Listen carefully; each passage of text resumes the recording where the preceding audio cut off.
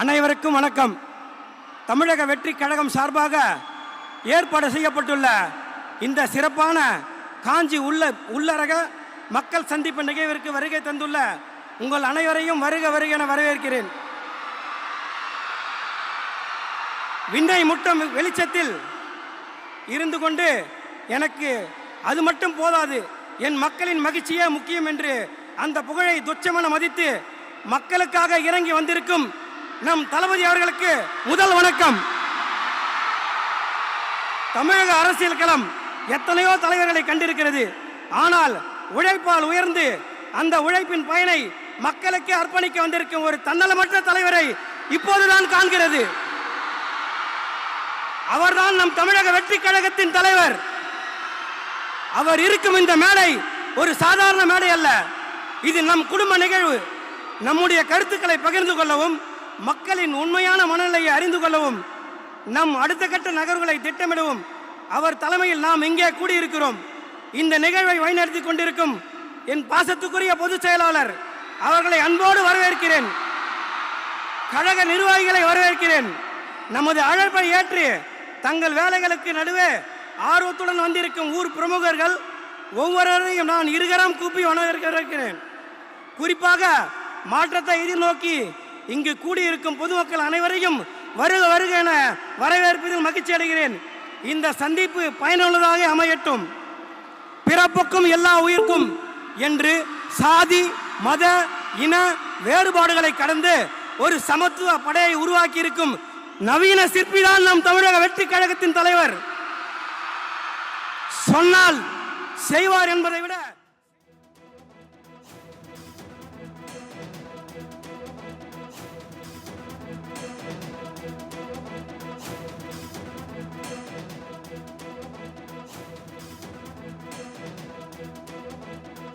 அறிஞர் அண்ணா அவர்கள் ஆரம்பிச்ச அந்த கட்சியை அதுக்கப்புறம் கைப்பற்றினவங்க என்னெல்லாம் பண்றாங்கன்னு நான் சொல்லிதான் உங்களுக்கு தெரியணுமா என்ன? மக்களே, உங்களுக்கு தான் அது நல்லா தெரியுமே.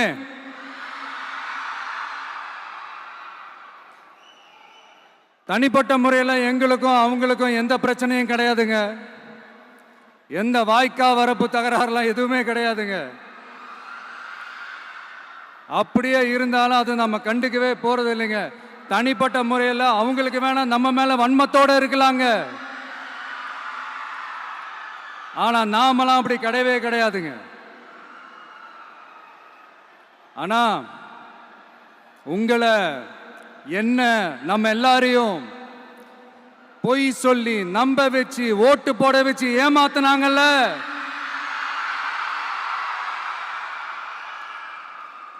அப்படி ஏமாத்தி ஆட்சிக்கு வந்து நல்லது செய்யற மாதிரி நடிக்கிறாங்கல்ல, நாடகம் ஆடுறாங்கல்ல, அவங்கள எப்படி நம்ம கேள்வி கேட்காம இருக்க முடியும்? அதனால அவங்கள நம்ம கேள்வி கேட்காம விட போறதே இல்லை.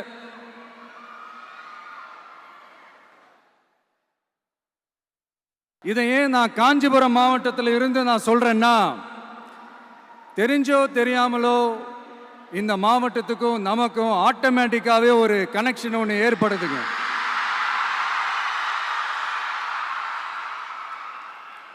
ஏன்னா நம்மளுடைய முதல் கள பயணத்தை தொடங்கினதே பரந்தூர்ல இருந்து தான். பரந்தூருக்கு போய் அந்த மண்ணில் நின்று அந்த மக்களுக்காக கேள்வி கேட்டதும் இதே அண்ணா அவர்கள் பிறந்த காஞ்சிபுரம் மாவட்டம் தான். இன்னைக்கு ஒரு பெரிய மனவேதனைக்கு அப்புறம் இந்த மக்கள் சந்திப்பு நிகழ்ச்சிக்கு வந்திருக்கிறதும் அதே அண்ணா அவர்கள் பிறந்த காஞ்சிபுரம் மாவட்டம் தான்.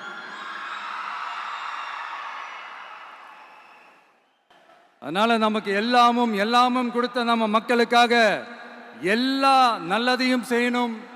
அதுவும் சட்டப்பூர்வமாக செய்யணும், அங்கீகாரத்தோட செய்யணும், அதிகாரப்பூர்வமாக செய்யணும், ஒட்டுமொத்த தமிழ்நாட்டு மக்களுக்கும் செய்யணும், ஒரே மாதிரி செய்யணும், ஒரே எண்ணத்தோட செய்யணும். அந்த ஒரே லட்சியத்தோட தான் நாம் அரசியலுக்கே வந்திருக்கிறோம். அதனால தான் மக்களிடம் செல் அப்படின்னு சொன்ன அண்ணாவை கையில் எடுத்தோம். அவங்க சொன்ன மாதிரி மக்களை நோக்கி போறோம். ஆனா மக்களிடம் செல்னு சொன்ன அண்ணாவை மறந்தது யாரு?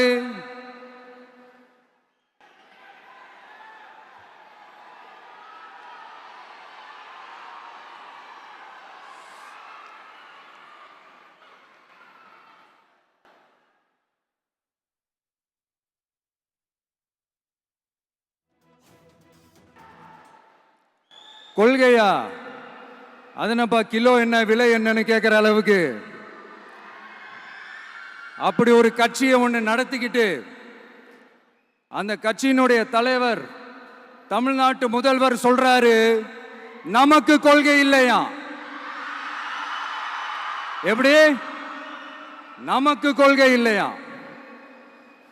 பிறப்புக்கும் எல்லா உயிருக்கும்னு ஒரு அடிப்படை கோட்பாட்டை நம்ம கட்சியினுடைய ஒரு முக்கிய கோட்பாட்டை அறிவிச்ச நமக்கு கொள்கை இல்லையா?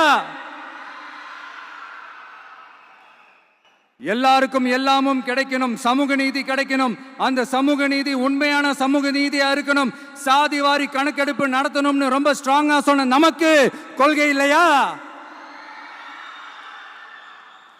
CAA அறிவிச்சதுக்கு அப்புறம் அப்ப நம்ம கட்சி ஆரம்பிக்கிறதுக்கு முன்னாடியே எதிர்த்த நமக்கு கொள்கை இல்லையா?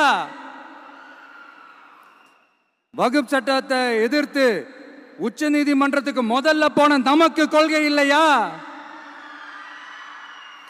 நீட்ட வந்தா ஒழிச்சிருவேன், நீட்ட வந்தா அழிச்சிருவேன், ஆட்சிக்கு வந்தவனே ரத்து செய்யறதே நீட்ட தான், அப்படி இப்படின்னு கதையெல்லாம் விடாம கல்விய மாநில பட்டியலில் சேர்க்கணும்னு சொன்னதோட மட்டும் இல்லாம அதுக்கு ஒரு இடைக்கால தீர்வை சொன்ன நமக்கு கொள்கை இல்லையா? சமத்துவம் சம வாய்ப்புன்னு ரொம்ப ஸ்ட்ராங்கா சொன்ன நமக்கு கொள்கை இல்லையா? இப்படி கொள்கையை வெறும் பேச்சில் மட்டுமே பேசிக்கிட்டு எல்லா கொள்கையும் அண்டர் கிரவுண்ட்ல அடக்கி வச்சுக்கிட்டு என்னமோ இவங்களுக்கு மட்டும்தான் எல்லா கொள்கையும் குத்தகைக்கு எடுத்த மாதிரி இவங்க கொள்கையே கொள்ளை தானே. எப்படி? இவங்க கொள்கையே கொள்ளை தானே. இதெல்லாம் மக்களுக்கு யாருக்கும் தெரியாதுன்னு நினைச்சிட்டு இருக்கீங்களா?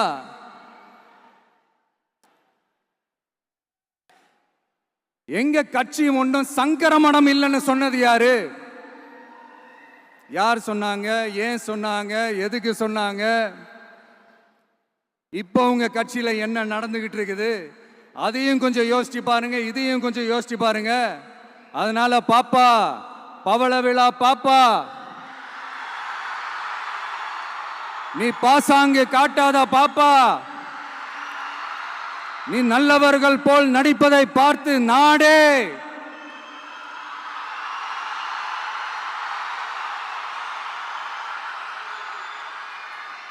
பாப்பான்னு சொன்னோம். அப்ப கூட பாத்தீங்கன்னா பாப்பான்றது ரொம்ப ஆசையா பாசமா சாஃப்டா தான் சொன்னோம். அதையே நீங்க அதிர்ச்சியா எடுத்துக்கிட்டீங்கன்னா அதுக்கு நாங்க என்ன பண்றது? அதே நீங்க விமர்சனம்னு சொன்னீங்கன்னா நாங்க என்ன பண்றது? இன்னும் நாங்க விமர்சனம் செய்ய ஸ்டார்ட் பண்ணவே இல்லையே, இன்னும் நாங்க அடிக்க ஸ்டார்ட் பண்ணவே இல்லையே, அதுக்குள்ள அலர்னா எப்படி?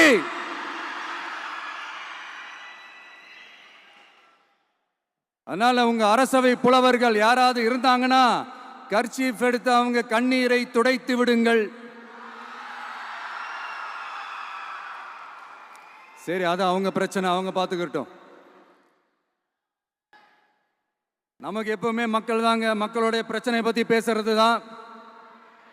இன்னைக்கு நம்ம காஞ்சிபுரம் மாவட்டத்துக்கு வந்திருக்கிறோம். இங்க மக்கள் ஃபேஸ் பண்ற அந்த பிரச்சனையை பத்தி நம்ம பேசி ஆகணும்.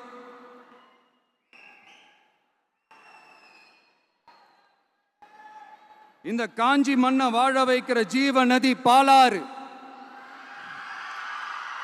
உயிர் நதி பாலாறு. இந்த மக்களோட உயிரோடவும் ரத்தத்தோடும் கலந்து ஓடுவது பாலாறு. அந்த பாலாறை இன்னைக்கு பெரியார் பெயரையும் அண்ணா பெயரையும் சும்மா பேருக்கு வச்சுக்கிட்டு ஆட்சி நடத்துறவங்க என்ன பண்றாங்க தெரியும்ல? சுரண்டிட்டாங்க, கொள்ளை அடிச்சிட்டாங்க, நாசம் பண்ணிட்டாங்க, மோசம் பண்ணிட்டாங்கன்னு இன்னும் என்ன வேணாலும் சொல்லலாம். ஆக மொத்தம் அழிச்சிட்டாங்க.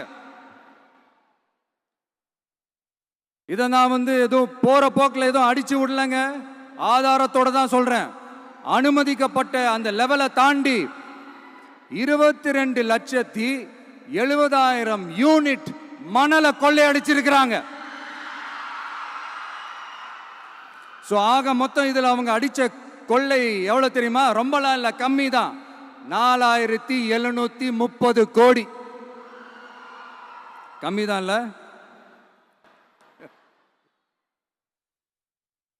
இதுக்கெல்லாம் அவங்க ஆதாரம்லாம் கேட்க முடியாது. ஏன்னா இந்த ஆதாரம்லாம் ஆல்ரெடி கோர்ட்ல இருக்குது, அமலாக்கத்துறை டிபார்ட்மெண்ட்ல இருக்குது.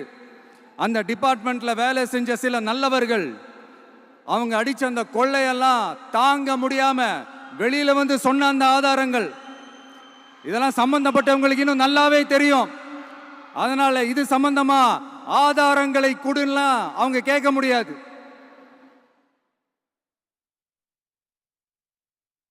மணலை கொள்ளையடிச்சா நீர்நிலைகள் அழியும், ஏரி குளம் கண்மா எல்லாம் அழியும். இதெல்லாம் அழிஞ்சா விவசாயம் அழியும், விவசாயம் அழிஞ்சு போனா விவசாயிகள் அழிஞ்சிருவாங்க. ஆக மொத்தம் நாம் எல்லாரும் மொத்தமா அழிஞ்சு போக வேண்டியதுதான். இப்படி மேல இருந்து கீழே வரைக்கும் ஒரு கட்சியை சிண்டிகேட் போட்டு கொள்ளையடிக்கிறத கேள்விப்பட்டிருக்கிறீங்களா மக்களே? இதே காஞ்சிபுரத்தோட உலக பெருமை நம்ம பட்டும் கைத்தறி துணியும் அதை தயாரிச்சு கொடுக்கிற கைத்தறி நெசவாளர்களும் தான். காஞ்சிபுரம் பட்டுன்னு சொன்னா உலகத்துக்கே தெரியும். ஆனா அதை தயாரிச்சு கொடுக்கிற நெசவாளர்கள் நிலை என்ன தெரியுமா? வறுமை, துன்பம், கந்துவட்டி கொடுமை. பட்டு கைத்தறிக்கு கூட்டுறவு சங்கங்கள் இருக்கு, பருத்தி கைத்தறிக்கும் கூட்டுறவு சங்கங்கள் இருக்கு. சுமார் 40,000 பேர் அதில் உறுப்பினர்களா இருக்கிறாங்க.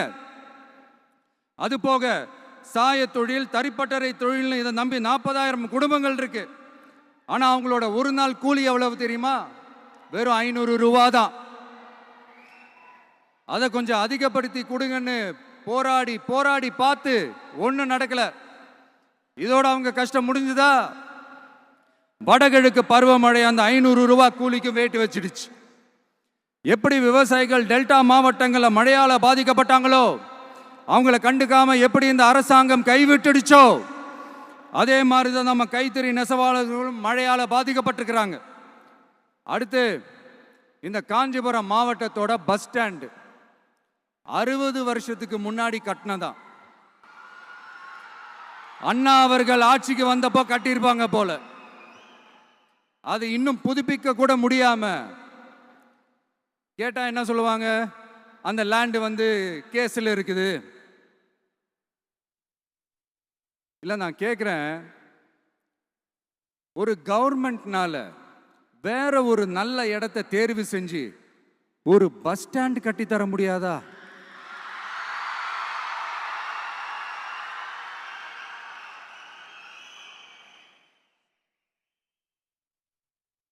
பிரச்சனை என்ன தெரியுமாங்க? அவங்களுக்கு மக்களை பத்தி யோசிக்கிறதுக்கே நேரம் இல்லை, அதுதான் பிரச்சனை. அடுத்து பாலாஜாபாத் பக்கத்துல அவலூர் ஏரி இருக்கு. அது பாலாற்றை விட உயரமா இருக்கு. அதனால என்ன ஆகுதுன்னா, ஆத்து தண்ணி ஏரிக்கு போக முடியாம போயிடுது. அதை சரி பண்ணி அந்த இடத்துல ஒரு தடுப்பணையை கட்டினா ஏரி நிறைய தண்ணி நிற்கும். அப்படி நின்னா அவலூர் மட்டும் இல்ல, ஆசூர் உட்பட இன்னும் எத்தனை கிராமங்கள், எத்தனை ஆயிரம் ஏக்கர் விவசாயம் நல்லா நடக்கும்.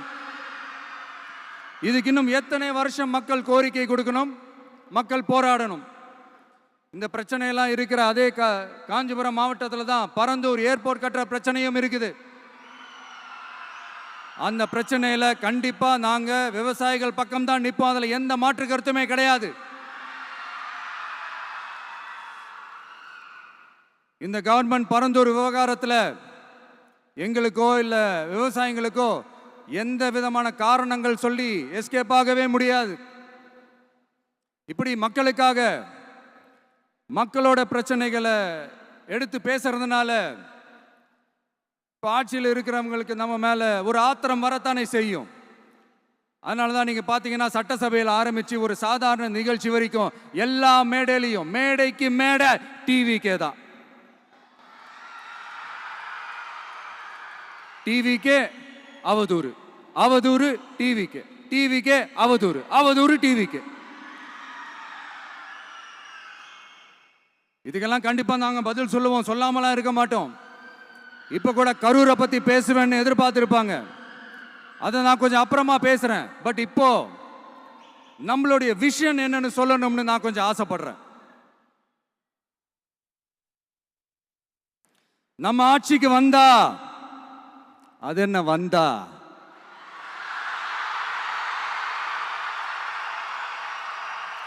வருவோம்.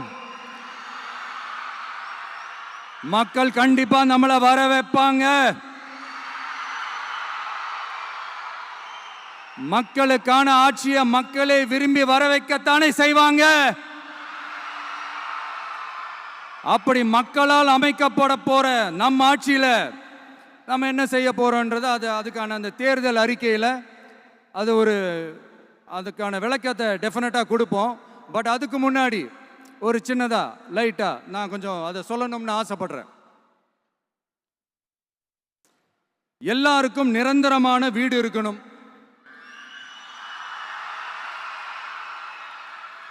ஒவ்வொரு வீட்டுக்கும் ஒரு மோட்டார் சைக்கிள் வாகனம் உறுதியா இருக்கணும். காரும் தான் லட்சியம். அதுக்கான வசதி வாய்ப்பை உருவாக்குற அளவுக்கு பொருளாதார வளர்ச்சிக்கு வழியை உண்டாக்கணும். ஒவ்வொரு வீட்டில் இருக்கிற ஒவ்வொருத்தரும் மினிமம் டிகிரி படிச்சிருக்கணும்.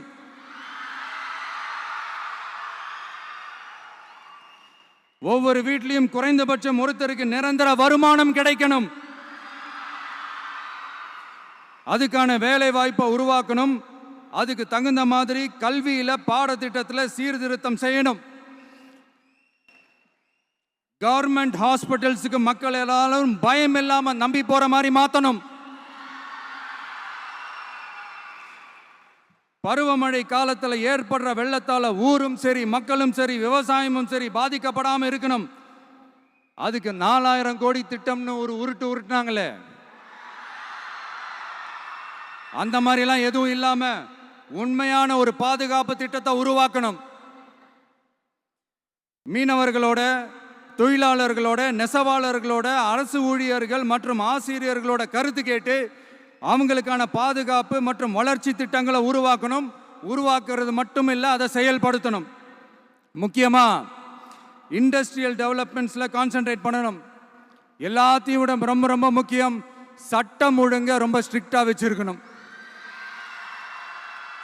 நம்மளுடைய அம்மா, அக்கா, தங்கச்சிகள், அவங்களுடைய பிள்ளைகள், குழந்தைகள் எல்லாருக்கும் பாதுகாப்பை, அதுவும் உண்மையான ஸ்ட்ராங்கான பவர்ஃபுல்லான பாதுகாப்பை உண்டாக்கணும். அண்ணா யூனிவர்சிட்டியில நடந்த அந்த பெண்ணுக்கு நடந்த அந்த பிரச்சனை மாதிரியோ, இல்ல கோவையில் நடந்த அந்த கல்லூரி பெண்ணுக்கு நடந்த பிரச்சனை மாதிரியோ அதெல்லாம் நடக்க விடவே கூடாது. நம்ம வீட்டு பெண்கள் ஸ்ட்ராங்கா, பயமே இல்லாம தைரியமா இருக்கணும்.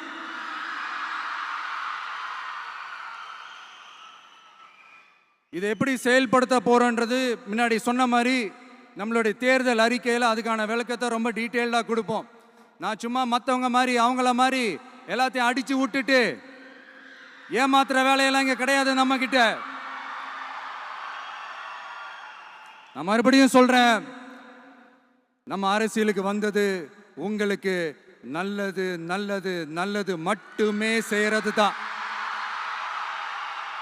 எங்களுக்கு வேற எந்த அஜெண்டாவும் கிடையாது. அதனாலதான் பாத்தீங்கன்னா கொள்கை எதிரி யாரு, அரசியல் எதிரி யாருன்னு திட்டவட்டமா சொல்லிட்டு அது வெளியே சொல்லிட்டு களத்துக்கு வந்திருக்கிறோம். அதுல எந்த விதமான குழப்பமோ எந்த விதமான ஊசலாட்டமோ எதுவுமே இருக்க போறதில்ல. இந்த விஜய் சும்மா எதையும் சொல்ல மாட்டான். ஒன்னு சொன்னா அதை செய்யாம விட மாட்டான். அது மக்களுக்கு நல்லாவே தெரியும். அப்புறம் ஒரு அதிசயம், அதிசயம்னு சொல்ல முடியாது, இது ஒரு கண்டுபிடிக்க முடியாத ஒரு உண்மைன்னு சொல்லலாம். அது என்னப்பா அது? தற்குறியா?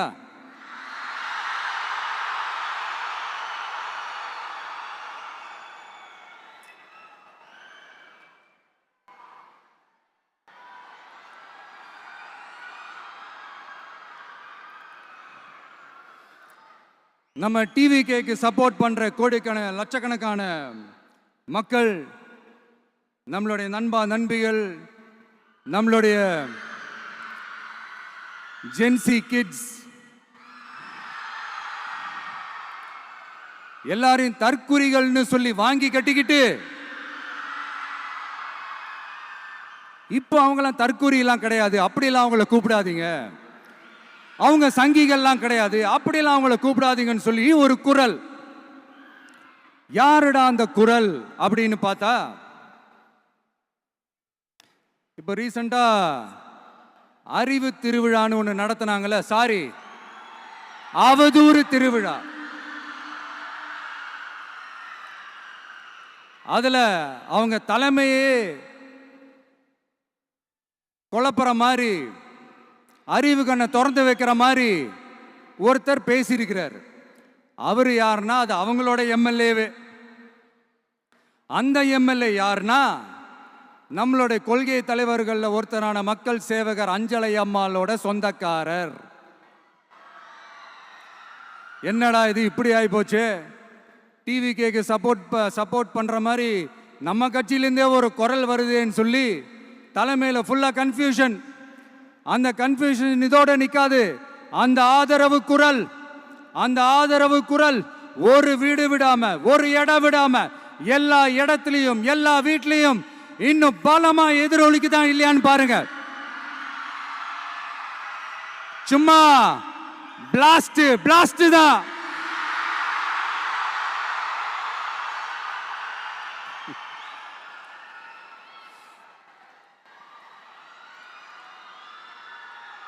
இது இன்னைக்கு நேத்தெல்லாம் நடக்கலைங்க, 1972லயே நடந்து முடிஞ்சிருச்சு. எப்போ எம்ஜிஆர் அவர்கள் கட்சி ஆரம்பிச்சாங்களோ அப்பவே அது ஒரு கூத்தாடி கட்சி. எப்போ எம்ஜிஆர் அவர்களுக்கு பின்னாடி அத்தனை மக்கள் திரண்டு நின்னாங்களோ அப்பவே அது ஒரு கூத்தாடி கும்பல். நடிகர் கட்சின்னு சொன்ன ஒருத்தர் அதுக்கப்புறம் எம்ஜிஆர் கூடயே போய் சேர்ந்துட்டாரு. இன்னொருத்தர், இவரெல்லாம் ஒரு ரவுண்டு தாங்க வருவாரு, ரெண்டாவது ரவுண்ட்லாம் காணாம போயிடுவார்னு சொல்ல இன்னொருத்தர் அதுக்கப்புறம் போய் எம்ஜிஆர் கிட்டே போய் சேர்ந்துட்டார். ஸோ இந்த மாதிரி இவங்க 2 பேர் மட்டும் இல்லை, ஒட்டுமொத்த தமிழ்நாட்டு மக்களும் எம்ஜிஆர் அவர்கள் கூட தானே போய் சேர்ந்தாங்க.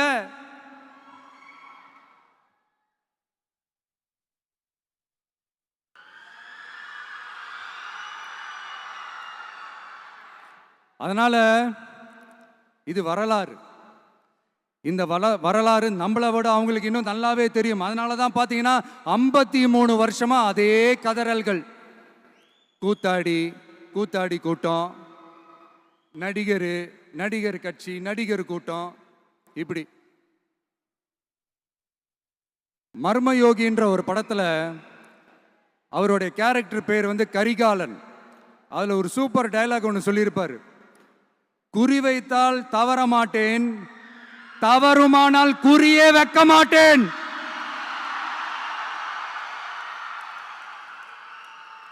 இதெல்லாம் யாருக்கு சொல்றோம், எதுக்கு சொல்றோம்னு புரிய வேண்டியவங்களுக்கு புரிஞ்சா நல்லா இருக்கும்.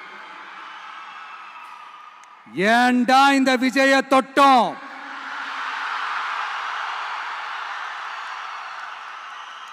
ஏண்டா விஜய் கூட இருக்கிற அந்த மக்களை தொட்டோம் நினைச்சு ஃபீல் பண்ண போறீங்க.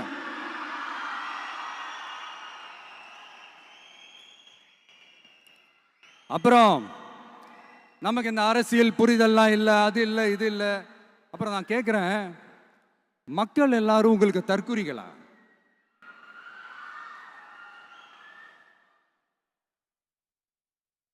அதே மக்களோட ஓட்டு வாங்க போற நாம தற்குறிகள்னா, அப்ப இவ்வளவு நாள் அதே மக்கள் கிட்ட இருந்தானே நீங்க ஓட்டு வாங்கிட்டு இருந்தீங்க. அப்ப நீங்க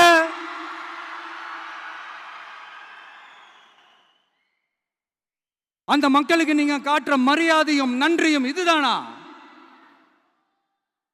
ஒண்ணு மட்டும் சொல்றேன், எழுதி வச்சுக்கோங்க. இந்த தற்குறின்னு சொல்றீங்கல்ல, இந்த தற்குறிகள்லாம் ஒன்னா சேர்ந்துதான் வாழ்நாள் பூரா விடையை கண்டுபிடிக்காத முடியாத அளவுக்கு உங்க அரசியலே ஒரு கேள்விக்குறியாக்க போறாங்க.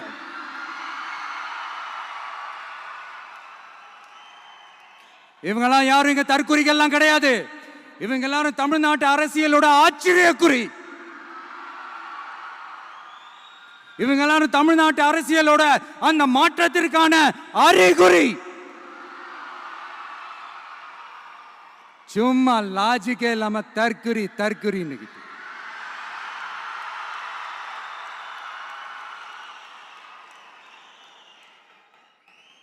நண்பா, நண்பி,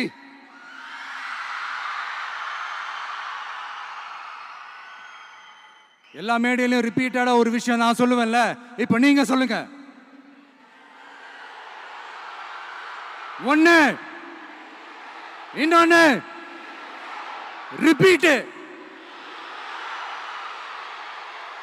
ஒண்ணு, இன்னொன்னு.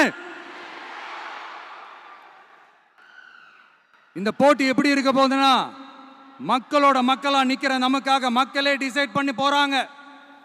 My dear sir, my dear uncle,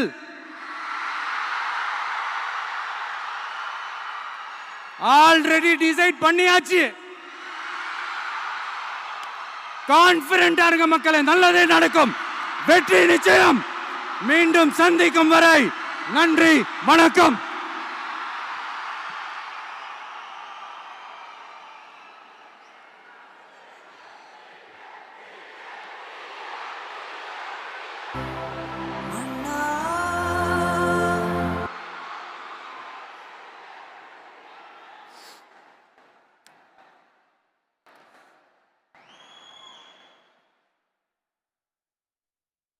வெளியில போக பர்மிஷன் கிடைச்சவொன்னே கூடிய சீக்கிரம் வெளியில வருவோம்.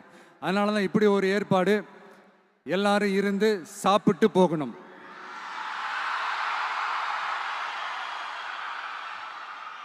நன்றி, வணக்கம். சொல்ல மறந்துட்டேன், என் நெஞ்சில் குடியிருக்கும்